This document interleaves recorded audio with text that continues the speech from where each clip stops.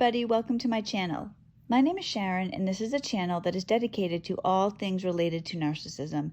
I've been married to a covert narcissist for almost 20 years. I'm separated from him now, and what I do with this channel is I use my real life experiences to get information out there to people about what narcissism really is, what it looks like, what it does to you, and what it does to your family.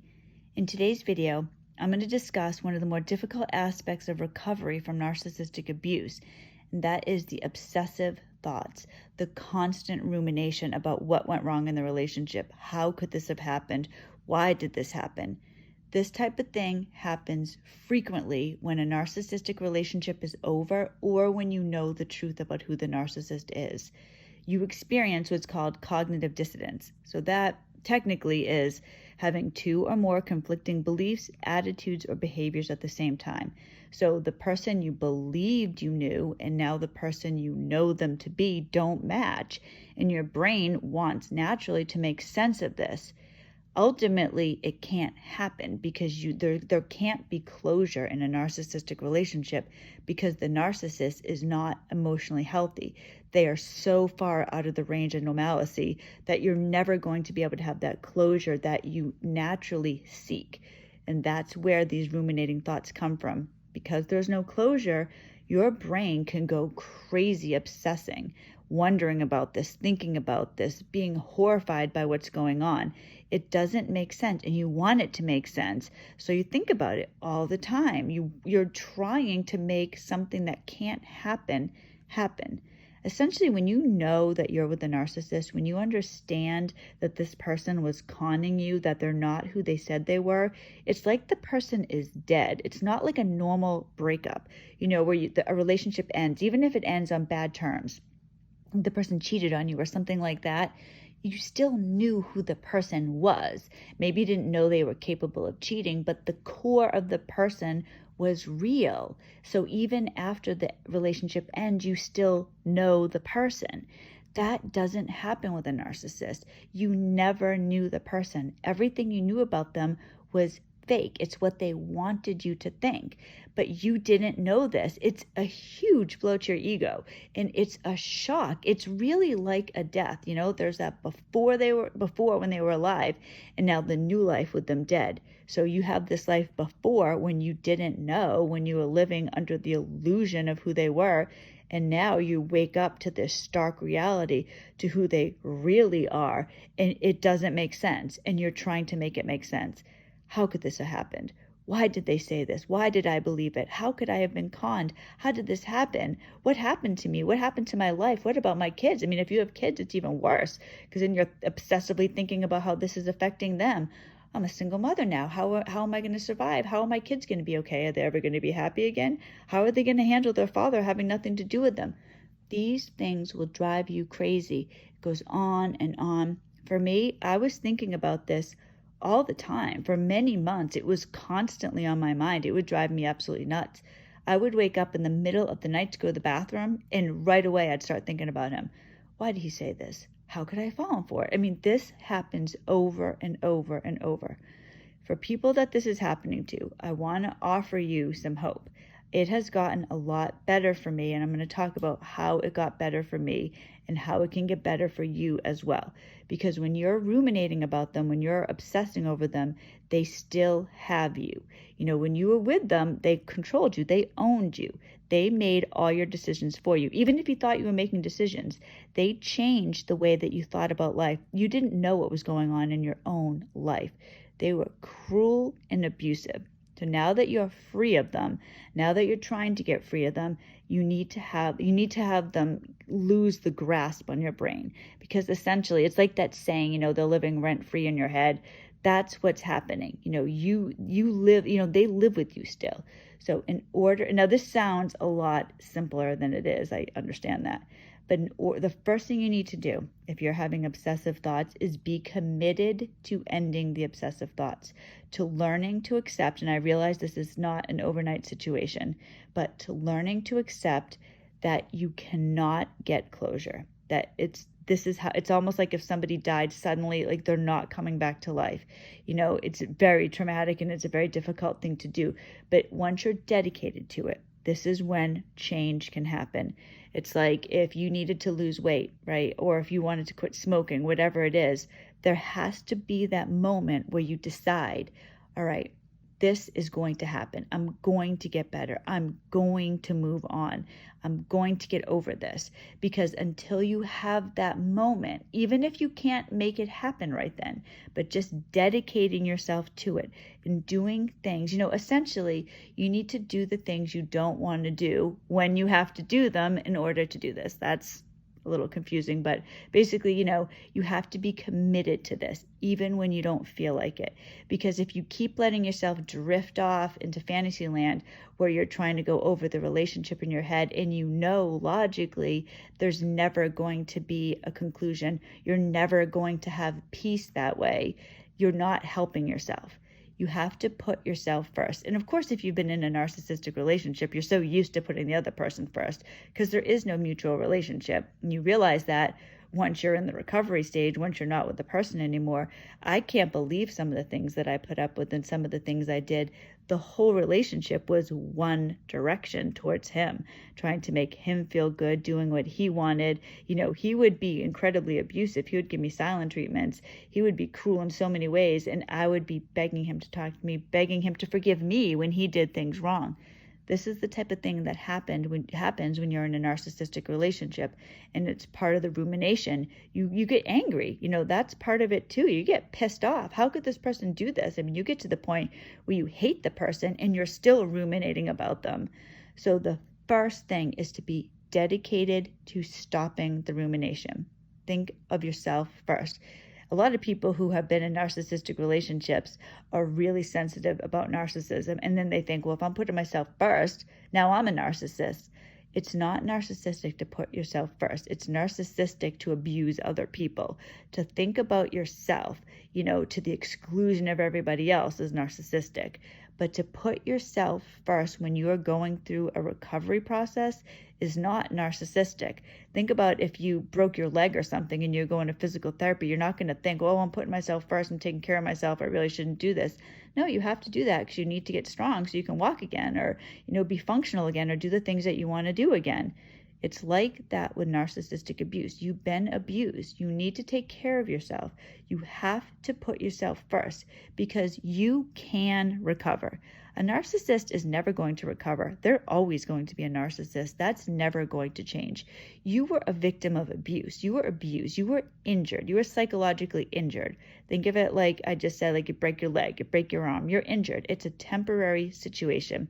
It's painful and the recovery is difficult, but at the other end of that is freedom and peace and a better life than you can imagine when you're in the middle of it. Because when you're in the middle of it, you feel like it's never going to get better, or you're too old, or you're never going to be able to recover. You're never going to be with somebody else. If you think that way, you're going to stay in the relationship. The narcissist still controls you. I'm at the point, and this is something I'm trying to deal with, and I know this is another thing people deal with. I'm going to make another video about this, but I'm in the anger stage. I hate this person. I loathe this person. When I think about this person, I'm repulsed. So, you really go through the gamut when you are in a relationship with someone like this. But before you can even get to the next stage, you have to be dedicated to stopping this. So the first thing to do, decide, I'm going to end this. This is going to be okay. I'm going to move on. So take responsibility for yourself in your own actions. Stop believing that this person is going to change. Stop hoping that this person is going to apologize, going to make it right. For a long time, I did this, and I know other people do this too. You want the person that abused you to comfort you, because I thought so many times, oh, if only he could say this, if only he would do this, I would feel so much better. Part of recovery is taking responsibility for yourself and realizing I am the only one that can make me feel better. I am the only one that can make sure that my needs are met. Because for the moment, for now, that's how you have to look at life. Don't even think about dating somebody else or being in another relationship. You need to recover completely from this relationship. Keep going back to you break your leg, right? You break your leg, you just got the cast off, you're not going to be running in a marathon. You need to go to physical therapy now. So you're at the physical therapy stage, right? You need to get yourself strong emotionally. So how that happens is different ways. You could go to therapy. Just be careful going to therapy because not all therapists understand narcissistic abuse. You need to remember, put yourself first. Do what's best for you. Be picky about any therapist that you go to. I found a lot of help going to my pastor. He's incredibly knowledgeable about things like this. So if you have somebody like that in your life, go to them. Go to your priest. If you know somebody that has knowledge that can help you, whether it's a therapist, a priest, a friend, somebody like that can be incredibly helpful because you need to get yourself centered. You need to understand your own value because at the end of the day, that's what you're looking for. You're looking to know your own worth. Once you understand your own worth and you can hold on to that, you're not going to fall victim to another narcissistic relationship. You're going to look at your narcissistic relationship as something in the past, something that was painful, something you wish hadn't happened, but something you're going to be able to move on from. You're not going to have post-traumatic stress disorder about this for the rest of your life. It really is a commitment. So dedicate time to yourself, therapy, read self-help books, journal, pray. These are all like stereotypical things, but they do help. Now, one thing that has helped me, well, several things that have helped me. One of the things is gratitude. I think every single day things that I'm grateful for, my children, my animals, my home, my friends, because I didn't have friends for a long time because when I was in the middle of my narcissistic relationship, he wouldn't allow me to have friends. So now I have friends and I'm grateful for that. Start living your life. Take tentative steps, baby steps. I don't know if anyone's ever seen that Richard Dreyfuss movie, Bill Murray, baby steps, one step at a time. And before you know it, these steps add up and you're living a better life. So gratitude, it's so important. Keep busy, be healthy, take up new healthy activities.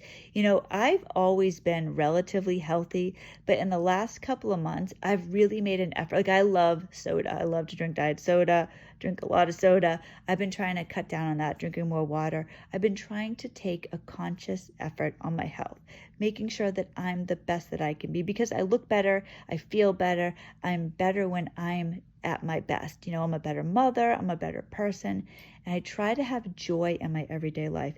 Honestly, even if I'm faking it, people who know me as a happy, bubbly person. I don't always feel happy and bubbly, but I force myself to be that way every day. And because really I've learned, I used to just kind of go with my moods. If I was in a bad mood, I was going to be in a bad mood. If I was happy, right, then I'd be happy. I've come to realize that happiness is intentional. If I am kind and happy, other people treat me better. And then I feel better. I just feel better about myself. That really, you might think if you're not used to doing this, because I wasn't always used to doing this, well, that's ridiculous. If I'm not happy, I can't be happy. I say this to my son all the time, and he's like, that's stupid. That's never going to happen. Well, partly that's because he's 14, but it's partly because he just doesn't have the emotional maturity yet to understand that. I can speak from my own experience. It's really true. If you force yourself to put on a smile, force yourself to get dressed, put on some makeup, get ready for the day, you feel better because it really is just one step at a time. And over time, you'll accumulate good days and you'll see that the rumination is shorter and shorter. One thing I've done, and I don't know if this helps everybody because I do believe in God, I've been trying because I told you I'd get up in the middle of the night and immediately I'd start thinking about him and I'd be ruminating about it. Like in the middle of the day, I'd be like daydreaming about him. What I try to do is consciously think about God. So instead of thinking about him over and over and over, I'll think to myself, God is with me. I love God. And it does help. Like it sounds corny, but it does help. These things, if you really incorporate healthy attitudes into your life, it makes things better.